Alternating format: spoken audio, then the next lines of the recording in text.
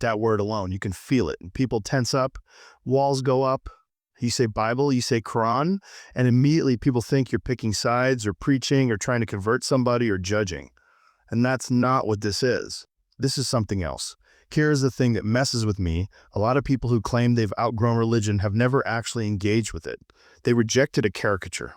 They rejected bad teachers, hypocrites, trauma, dogma. They didn't wrestle with the ideas themselves. They just walked away and said, yeah, that's outdated. That's for weak people. But is it? Because here is the uncomfortable part, and this is something Jordan Peterson talks about in a way that really sticks with me. These texts didn't survive thousands of years by accident. They're not just random fairy tales that somehow fooled billions of people across generations. That's lazy thinking. That's ego thinking. That word alone, you can feel it. And people tense up, walls go up. You say Bible, you say Quran, and immediately people think you're picking sides or preaching or trying to convert somebody or judging. And that's not what this is. This is something else. Here's the thing that messes with me. A lot of people who claim they've outgrown religion have never actually engaged with it. They rejected a caricature. They rejected bad teachers, hypocrites, trauma, dogma. They didn't wrestle with the ideas themselves. They just walked away and said, yeah, that's outdated. That's for weak people. But is it? Because here is the uncomfortable part, and this is something Jordan Peterson talks about in a way that really sticks with me. These texts didn't survive thousands of years by accident. They're not just random fairy tales that somehow fooled billions of people across generations. That's lazy thinking. That's ego thinking. And ego loves simple dismissals. Think about this. Really think about it. The Bible and the Quran shape civilizations, laws, moral frameworks, ideas about responsibility, sacrifice, meaning, good and evil. You don't have to believe they're literally divine to admit there's something there, something dense, something that people don't fully understand but still feel compelled by. And that's where Peterson's perspective gets interesting, because he's not standing there saying, this is 100% literal history, take it or leave it. He's saying something way more unsettling. What if these stories are maps of human consciousness? What if they're encoded psychological truths that emerge through generations of lived experience, trial and error, suffering, survival, evolution of meaning? And that idea messes with both atheists and religious fundamentalists, because now nobody's comfortable. You ever notice that? The most important truths tend to piss everyone off at first. Peterson talks about the Bible as this library of stories that describe what happens when human beings align themselves with truth, and what happens when they don't. Cain and Abel. That story alone, jealousy, resentment, comparison, murder. That's not ancient. That's Twitter, that's Instagram, that's your office. That's your own head when you're watching someone else succeed and you're stuck. And then you look at the Quran and you see a different tone, a different emphasis: submission, discipline, order, devotion, community, obedience to a higher structure. And again, people immediately react emotionally, but strip the politics away, strip the stereotypes away, strip the fear away. What's left? A deep concern with how flawed, impulsive, violent, egotistical creatures like us can live together without destroying ourselves. That's the core question. And Harry's where Peterson gets really honest. And I love this about him. He admits he doesn't know exactly what he believes, in a literal sense. He doesn't stand there pretending certainty. He says, I act as if God exists. That's a wild statement, because what he's really saying is, I live as if truth matters, as if my actions matter, as if sacrifice matters, as if lying corrodes my soul. And that's not theology, that's psychology. That's responsibility, and responsibility is heavy. Most people don't want it. They'd rather believe nothing means anything, because then they're off the hook. But here's the problem, and this is where things start getting dark. Human beings can't live without meaning. You can pretend you can. You can numb yourself, distract yourself, binge content, chase dopamine, scroll endlessly, but eventually something cracks. Depression, anxiety, addiction, rage, nihilism, and then people act shocked, like, why am I miserable? Well, what are you living for? And that's the question these texts won't let you escape. The Bible keeps hammering this idea of sacrifice, delayed gratification, carrying your cross, giving up what you want now for something better later. That's not magic, that's behavioral psychology. That's how you build anything worthwhile. The Quran emphasizes discipline, submission to a higher order, daily practices that anchor your life. prayer 5 times a day, fasting, structure. Again, strip away the supernatural argument, and what are you left with? A system that trains attention, humility, self-control. Those are rare qualities now. And maybe that's why these texts feel threatening to modern people, because they demand something from you. They don't tell you you're perfect the way you are. They tell you you're dangerous if you don't get your shit together. And man, that hits hard. I remember thinking for a long time that religion was just this outdated operating system. Like, yeah, we've got science now, we've got therapy, we've got podcasts. But then you look around and you see people more anxious, more lost, more medicated, more angry than ever. And you start wondering, what if we threw something away that we didn't fully understand? What if we mistook corruption of institutions for corruption of ideas? Because institutions get corrupted. Always. Power attracts sociopaths. That's human nature. But that doesn't mean the underlying wisdom is garbage. And Peterson points this out constantly. People don't actually rebel against God. They rebel against bad representations of God, against hypocrisy, against abuse, against forced belief without understanding. But the deeper question remains unanswered. What happens when you abandon the idea that your life has an objective meaning? You don't become free, you become fragmented. And this is where the inner battle shows up, because your ego loves the idea that you're self-created, that you answer to no one, that you define your own truth. That sounds empowering, until you realize your impulses are not wise. Your cravings don't care about your future. Your anger doesn't care about your family. Your lust doesn't care about your integrity. So if there's no higher standard, what stops you? Nothing. And that's terrifying. Peterson talks about God not as some bearded guy in the sky, but as the highest possible value, the thing you orient your life around, the ultimate good. And whether you admit it or not, you already have one. Money, status, pleasure, power, victimhood, ideology. Everyone worships something, and whatever you worship shapes you. That's not religious language, that's observable reality. And when you look at the Bible and the Quran through that lens, they're warnings. Stories about what happens when people worship the wrong thing, when they put ego above truth, when they lie, when they avoid responsibility, and the consequences are always the same. Chaos, suffering, collapse. And here's the realization that hit me, and this is uncomfortable. Modern people aren't less religious, they're just religious about worse things. At least these ancient texts tried to aim people upward. And that doesn't mean they're perfect. They're brutal at times. They reflect ancient realities. Violence, patriarchy, war.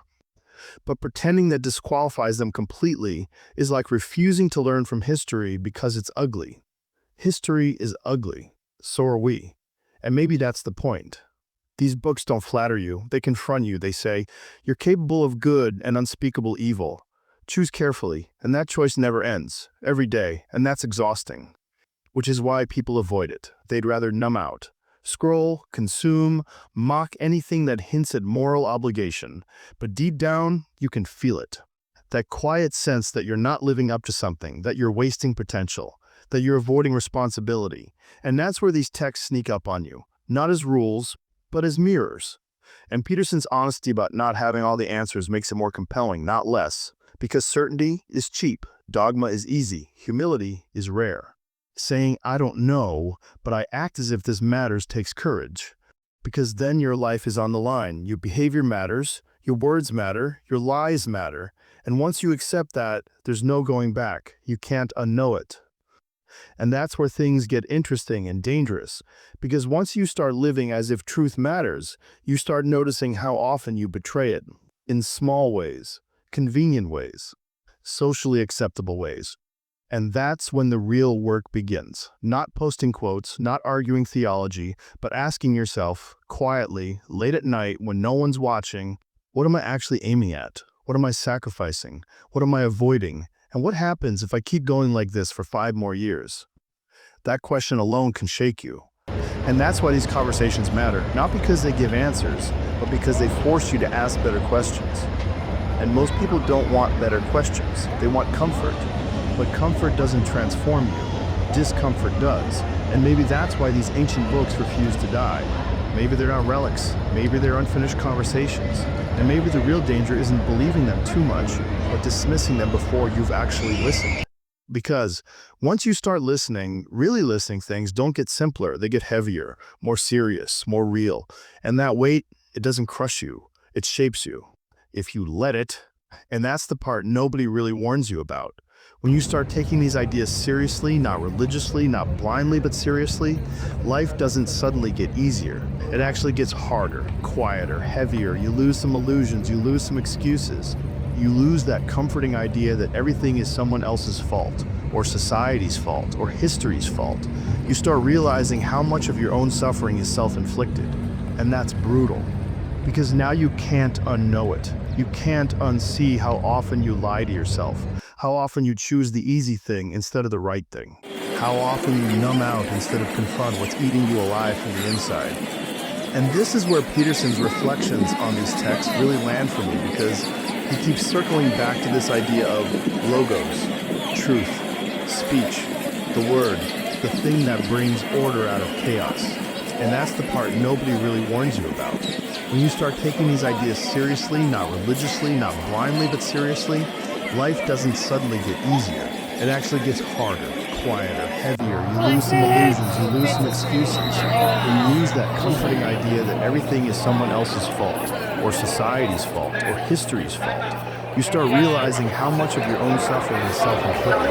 And that's brutal.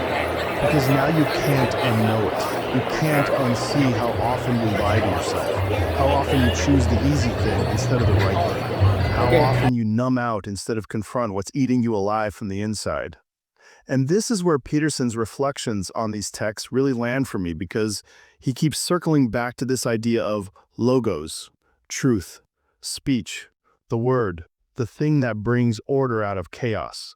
In the Bible, the world is spoken into existence. In the Quran, the Word of God is eternal, uncreated, precise. Different traditions, different language, same obsession.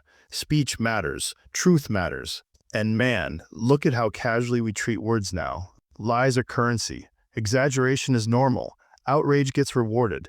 Saying whatever benefits you in the moment is encouraged.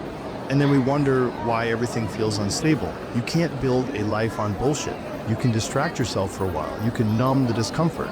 But eventually, the foundation cracks. Relationships rot. Trust evaporates. Anxiety creeps in.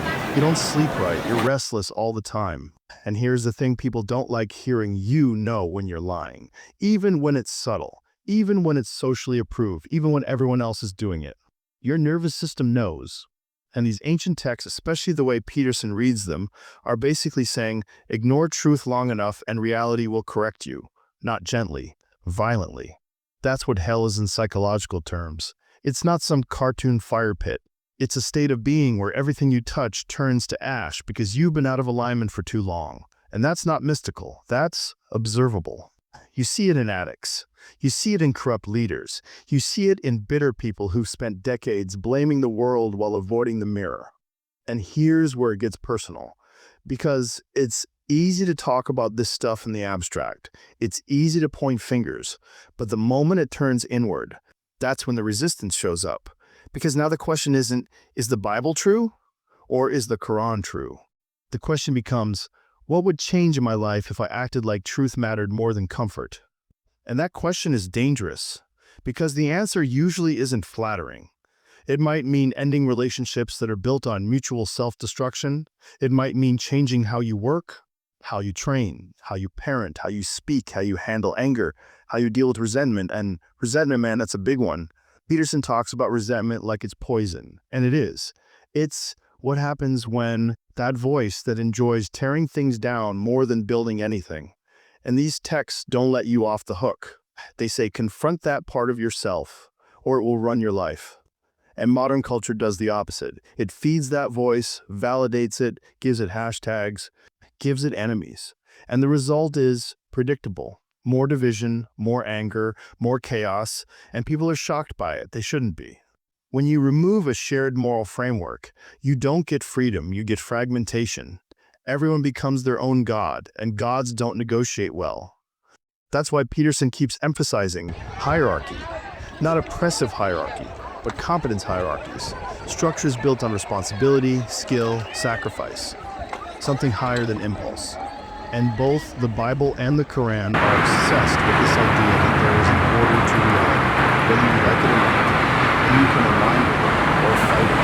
And Fighting it feels empowering at first. It feels rebellious. It feels modern until it doesn't. Until your life starts collapsing under the weight of unchecked impulses. And then suddenly those old ideas don't seem so stupid. And this is where the spiritual layer creeps in quietly. Not angels and demons, but meaning and despair. Because the deepest human fear isn't death, it's meaninglessness. It's the idea that none of this matters, that your suffering is pointless, that your sacrifices are a joke. And these texts are relentless in pushing back against that. They say, suffering is unavoidable, but it can be meaningful. And that distinction changes everything. If suffering is meaningless, you numb it. If suffering has meaning, you endure it. They want comfort narratives, victim narratives, narratives where they're always right. But truth doesn't care about your narrative. Reality doesn't care. And that's why these ancient texts are still relevant, not because they're perfect, but because they're ruthless about consequences. They say, act wrongly long enough and things fall apart. Act rightly long enough and something solid emerges. Not perfection, not utopia, but something real. And maybe that's all we can ask for. Something real in a world drowning in bullshit. And the more I think about it, the more I realize this isn't about Christianity versus Islam or belief versus disbelief. It's about whether you're willing to aim at something higher than your own impulses, whether you're willing to sacrifice comfort for meaning, whether you're willing to tell the truth when lying would be easier. And that choice doesn't announce itself dramatically. It shows up quietly, daily, in small decisions no one applauds. And maybe that's why so many people miss it, because they're waiting for a sign. And the sign is already there, in your anxiety, in your restlessness, in that feeling that something's off. And you can ignore it. Most people do. But once you start paying attention, once you start listening instead of mocking, once you stop assuming you already know better than generations of people who bled, suffered, and tried to make sense of existence, things don't get clearer. They get deeper and heavier and more demanding. And maybe that's the price of meaning. And maybe the real question isn't whether these books are literally true, but whether you're brave enough to live as if your life actually matters. And if you sit with that long enough, it doesn't give you answers, it gives you responsibility. And that responsibility doesn't end, it just waits. Patiently.